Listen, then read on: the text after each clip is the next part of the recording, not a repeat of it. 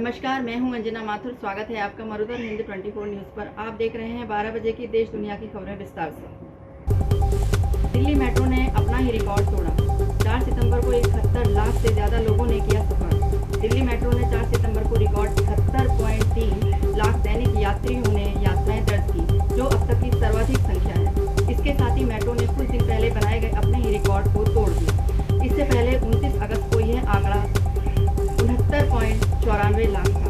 यात्रा या लाइन उपयोग की गणना यात्रियों द्वारा अपने गंतव्य तक पहुंचने के लिए उपयोग किए जाने वाले गलियारों की संख्या से की जाती है। लोग इंडिया या भारत कहने के लिए स्वतंत्र हैं। 2016 में सुप्रीम कोर्ट ने खारिज की थी याचिका। सुप्रीम कोर्ट ने सभी उद्देश्यों के लिए इंडिया को भारत कहे जाने का निर्देश देने का अनुरोध करने वाली एक जनहित याचिका 2016 में खारिज करते हुए कहा था कि लोग देश को अपनी इच्छा के अनुसार इंडिया या भारत कहने के लिए स्वतंत्र हैं। G20 के लिए रात्रि भोज निमंत्रण पर प्रेसिडेंट ऑफ इंडिया की जगह प्रेसिडेंट ऑफ भारत की राष्ट्रपति लिखे जाने के बाद राष्ट्रव्यापी बहस छिड़ने के मद्देनजर शीर्ष न्यायालय द्वारा इस याचिका को खारिज किया जाना प्रासंगिक हो गया है। तत्कालीन चीफ जस्टिस T.S. ठाकुर और न्यायमूर्ति यू ललित की पीठ ने 2016 में महाराष्ट्र के निरंजन खटवाल द्वारा दायर जनहित याचिका खारिज करते हुए कहा था, भारत या इंडिया, आप इसे भारत कहना चाहते हैं कहिए, कोई इसे इंडिया कहना चाहता है उन्हें इंडिया कहने दीजिए। अमेरिकी राष्ट्रपति जो बाइडेन 7 सितंबर को आएंगे भारत, व्हाइट हाउस ने बताया पूरा कार्यक्रम। अमेरिका के राष्ट्रपति जो बाइडेन के कोरोना वायरस से संक्रमित नहीं होने की पुष्टि हुई है और वह G20 शिखर सम्मेलन में भाग लेने के लिए बृहस्पतिवार को भारत जाएंगे तथा इस दौरान वह प्रधानमंत्री नरेंद्र मोदी के साथ द्विपक्षीय बैठक करेंगे। अमेरिका के राष्ट्रपति के आधिकारिक आवास एवं कार्यालय व्हाइट हाउस ने यह जानकारी दी। इस घोषणा से एक दिन पहले सोमवार को अमेरिका की प्रथम महिला कोरोना वायरस से संक्रमित पाई गई थी। इसके बाद बाइडेन की भी जांच की गई थी। जांच रिपोर्ट में उनके संक्रमित नहीं होने की पुष्टि हुई। अमेरिका के राष्ट्रीय सुरक्षा सलाहकार जेक सुल्लिवन ने व्हाइट हाउस में एक संवाददाता सम्मेलन में बताया कि अमेरिकी राष्ट्रपति G20 शिखर सम्मेलन में भाग लेने के लिए बृहस्पतिवार को भारत जाएंगे।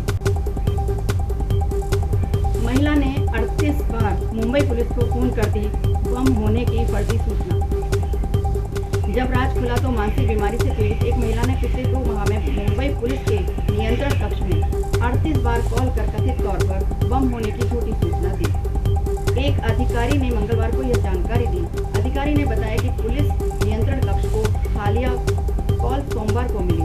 दक्षिण मुंबई के नेपियन सी रोड इलाके की निवासी महिला 41 ने दावा किया कि बम रखा हुआ है और उसे पुलिस की मदद की जरूरत है।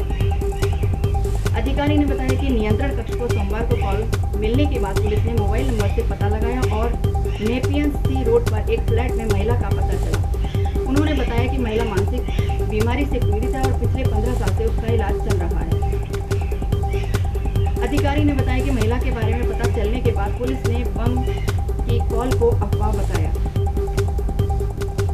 मुख्यमंत्री ममता बनर्जी ने गवर्नर को दी चेतावनी। राजभवन के बाहर धरने की दी धमकी।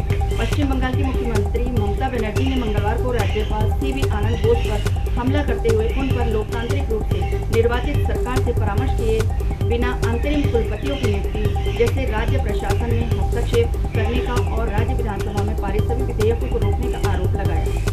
बनर्जी शहर के धनधन्ना स्टेडियम में शिक्षक दिवस के अवसर पर एक समारोह को संबोधित करते हुए कहा कि राज्यपाल संबंधित मंत्रालय से परामर्श किए बिना अंतरिम कुलपतियों की नियुक्ति में लगे हुए हैं और राज्य के स्वामित्व वाले विश्वविद्यालयों को निर्देश दिया कि वे उनके द्वारा नियुक्त कुलपतियों को छोड़कर किसी भी तरह का निर्देश न सुने। उन्होंने आरोप लगाया कि यह राज्य प्रशासन को पंगु बनाने के लिए राज्यपाल द्वारा प्रशासन पर सीधा हमला है। मुख्यमंत्री ने कुलपतियों के वेतन को रोकने की दी धमकी।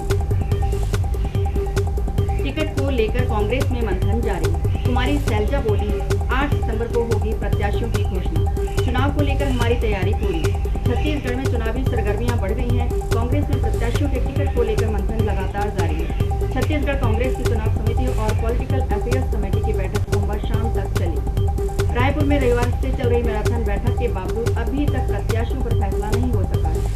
बैठक के बाद प्रदेश प्रभारी कुमारी शैलजा ने कहा है कि स्क्रीनिंग कमेटी की बैठक के बाद 8 सितंबर को प्रत्याशियों की घोषणा की जाएगी। किसानों को लेकर सुरजेवाला ने साधा बीजेपी पर निशाना। शाह और गडकरी से मांगे 5 सवालों के जवाब। मध्य प्रदेश कांग्रेस चुनाव प्रभारी रणदीप सुरजेवाला ने प्रेस कॉन्फ्रेंस करते हुए बीजेपी और सीएम शिवराज पर जमकर निशाना साधा। उन्होंने कहा कि बीजेपी धोखा, लूट और अवसरवादी यात्रा का ढोंग कर रही है। प्रदेश में सिंचाई के पानी और बिजली की सबसे बड़ी समस्या है। केंद्रीय गृह मंत्री अमित शाह और गडकरी पर निशाना साधते हुए सुरजेवाला ने कहा कि क्या अमित शाह और नितिन गडकरी किसानों की पीड़ा और दर्द को जानते हैं? किसानों से धोखेबाजी क्यों की जा रही है? ऑब्जर्वर दीपक पाठक ने रोहतक में ली कार्यकर्ताओं की बैठक। कहा, देश में राहुल व प्रदेश हुड्डा की सरकार बनाने आया हूँ। प्रदेश कांग्रेस के संगठन बनाने की प्रक्रिया में घमासान मचा हुआ है। रोहतक पहुंचे कांग्रेस के ऑब्जर्वर दीपक पाठक ने अगले मुख्यमंत्री के रूप में भूपेंद्र हुड्डा का नाम लेकर विवाद को जन्म दे दिया है। उन्होंने कहा है कि देश में राहुल गांधी की सरकार और प्रदेश में भूपेंद्र हुड्डा की सरकार बनाने आया हूँ। रोहतक पहुंचे कांग्रेस हाईकमान द्वारा नियुक्त ऑब्जर्वर दीपक पाठक ने बैठक से पहले कार्यकर्ताओं को संबोधित करते हुए साफ कह दिया कि प्रदेश में कांग्रेस की सरकार बनती है तो भूपेंद्र हुड्डा ही मुख्यमंत्री होंगे। उन्होंने कहा है कि भूपेंद्र हुड्डा और दीपेंद्र हुड्डा ने ही प्रदेश में कांग्रेस पार्टी को मजबूत करने का काम किया है। लगभग 9 साल से संगठन के लिए तरस रही प्रदेश कांग्रेस के लिए अब कांग्रेस हाईकमान ने संगठन बनाने के लिए कमर कस ली है। इसी कड़ी में आज कांग्रेस हाईकमान द्वारा नियुक्त ऑब्जर्वर दीपक पाठक रोहतक में कार्यकर्ताओं से एक कर मुलाकात करेंगे। दीपक पाठक का कहना है कि वह निष्पक्ष रूप से रोहतक की रिपोर्ट हाईकमान को सौंपेंगे। जिला जींद के प्रभारी पूर्व मंत्री आनंद सिंह दागी ने सोमवार को जींद में हुई नारेबाजी को गलत बताया। केंद्र व राज्य सरकार के खिलाफ आंदोलन की तैयारी में किसान गोहाना में 10 सितंबर को होगी महापंचायत। हरियाणा, पंजाब, उत्तर प्रदेश के किसान एक बार फिर केंद्र और राज्य सरकारों के खिलाफ हुंकार भरने की तैयारी कर रहे हैं। इस बार किसानों को एकजुट करने की जिम्मेदारी युवा किसानों को सौंप दी गई है। संयुक्त किसान मोर्चा के युवा नेता अभिमन्यु कोहाड़ कई जिलों गोहान में आयोजित होने वाली महापंचायत को लेकर जनसंपर्क अभियान चलाए हुए हैं। अभिमन्यु गांव-गांव जाकर किसानों से संपर्क साध रहे हैं। इसी जनसंपर्क अभियान के तहत आज अभिमन्यु कोहाड़ व अन्य युवा किसान नेता गांव बेयापुर में पहुंचे। यहां उन्होंने सोराह खाप के जनप्रतिनिधियों से 10 सितंबर को गोहान में होने वाली महापंचायत को लेकर विचार विमर्श किया और अपनी 8 सूत्रीय मांग किसानों के सामने रखी, जिनमें से प्रमुख मांग MSP गारंटी कानून बनाने की है। वहीं भूमि अधिग्रहण बिल 2013 को लागू करवाना, स्वामीनाथन रिपोर्ट को लागू करवाने सहित अन्य मांगों को लेकर किसान सरकार के साथ आर पार की लड़ाई के मूड में है। वहीं इन मांगों किसान आंदोलन के दौरान जान गंवाने वाले किसानों के परिजनों सरकारी नौकरी देने की भी मांग जोड़ दी है। इस महापंचायत में कई अन्य मांगों पर भी विचार विमर्श किया जाएगा।